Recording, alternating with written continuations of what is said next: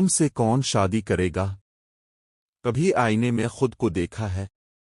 یہ الفاظ اس کے کانوں میں آج بھی گونج رہے تھے۔ آج اس کی زندگی کا سب سے خاص دن تھا۔ وہ دلہن بنی خاموشی سے بیٹھی تھی، جیسے سب کچھ کسی خواب کا حصہ ہو۔ ہمیشہ سے اس کی کزن اسے یہی کہتی آئی تھی، تم نہ خوبصورت ہو، نہ قابل پسند، تمہارا شوہر تمہیں دیکھ کر ڈر جائے گا۔ مگر زویا کو یقین تھا کہ کہیں نہ کہیں کوئی ایسا ضرور ہوگا جو چہرے سے نہیں، سیرت سے محبت کرے گا۔ اور آج وہ دن آ ہی گیا تھا۔ وہ دلہن کے لباس میں کوئی پری تو نہیں لگ رہی تھی، نہ ہی کسی شہزادی جیسی تھی، مگر گندمی رنگ، ہلکا سا میک اپ، آنکھوں میں حیا اور چہرے پر ایک معصوم کشش تھی جو دل کو چھو لینے کے لیے کافی تھی۔ نکاح شروع ہو چکا تھا۔ کیا آپ کو یہ نکاح قبول ہے؟ قاضی صاحب نے دلہے سے پوچھا۔ نہیں، میں اس لڑکی سے شادی نہیں کروں گا۔ یہ الفاظ سنتے ہی پورا حال سناٹے میں آ گیا۔ ہر آنکھ حیرت سے اس نوجوان کو دیکھ رہی تھی۔ یہ تم کیا کہہ رہے ہو، آرین؟ اس کے ماموں سلیم صاحب نے گھبرا کر پوچھا۔ میں اس سے شادی نہیں کر سکتا۔ شکل دیکھی ہے اس نے اپنی؟ کہاں یہ؟ اور کہاں میں؟ آرین نے حقارت سے کہا۔ اگر ارادہ نہیں تھا تو نکاح کے لیے ہاں کیوں کی؟ سلیم صاحب کی آواز کانپ رہی تھی۔ تب میں نے اسے دیکھا نہیں تھا، مگر اب یہ شادی ممکن نہیں۔ یہ کہہ کر آرین وہاں سے چلا گیا۔ زویا کے لیے سانس لینا مشکل ہو گیا۔ اس کا دل چاہا زمین پھٹ جائے اور وہ اس میں سما جائے۔ کمرے کے ایک کونے میں آرین کی ماں نسرین بیگم ہاتھ جوڑے کھڑی تھیں۔ بیٹا، خدا کے لیے یہ نکاح کر لو، ہماری عزت تمہارے ہاتھ میں ہے۔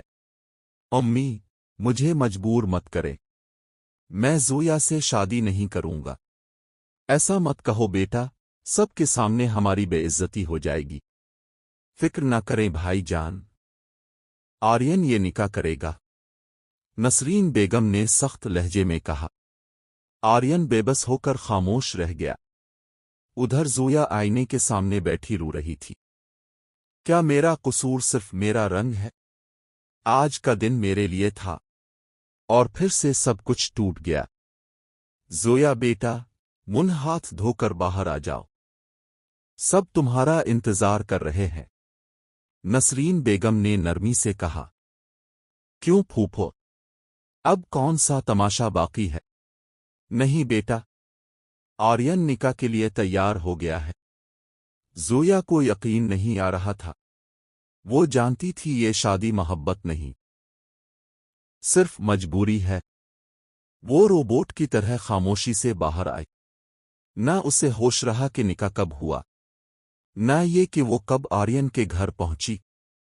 گھر میں موجود عورتوں کے طنزیہ جملے زویا کے دل پر چھریوں کی طرح چل رہے تھے۔ یہ ہے تمہاری بہو، کہاں کی خوبصورتی، نصیب میں جو لکھا ہو وہی ملتا ہے۔ زویا کی آنکھوں سے آنسو بہنے لگے۔ بس کریں آپ سب، آرین غصے سے بولا، مگر اگلے ہی لمحے وہ خود وہاں سے چلا گیا۔ کمرے میں آتے ہی اس کی نظر زویا پر پڑی، جو خاموشی سے بیڈ کے کنارے بیٹھی تھی۔ تمہاری ہمت کیسے ہوئی میرے کمرے میں آنے کی؟ میں تمہارا وجود بھی برداشت نہیں کر سکتا۔ میں کہاں جاؤں؟ زویا نے نم آنکھوں سے پوچھا۔ میری زندگی برباد ہو گئی ہے، میں تم جیسی بیوی کے ساتھ نہیں رہ سکتا۔ زویا چپ چاپ واش روم میں آ گئی۔ آئینے کے سامنے کھڑے ہو کر وہ ٹوٹ کر رو پڑی۔ کیا میں واقعی اتنی بدصورت ہوں؟ اس نے خود کو غور سے دیکھا۔ سبز آنکھیں، لمبے بال، گندمی رنگ، معصوم چہرہ، وہ اتنی بری بھی نہیں تھی۔ مگر پھر آرین کا چہرہ اس کے ذہن میں آیا۔ گورا رنگ، نیلی آنکھیں، ایک مکمل شہزادہ۔ کہاں وہ اور کہاں میں؟ زویا نے تلخی سے مسکرا کر کہا۔ اس کی آنکھوں میں درد تھا، اذیت تھی، اور خود سے نفرت۔ اگر آپ اگلی قسط مس نہیں کرنا چاہتے تو ابھی چینل کو سبسکرائب کریں۔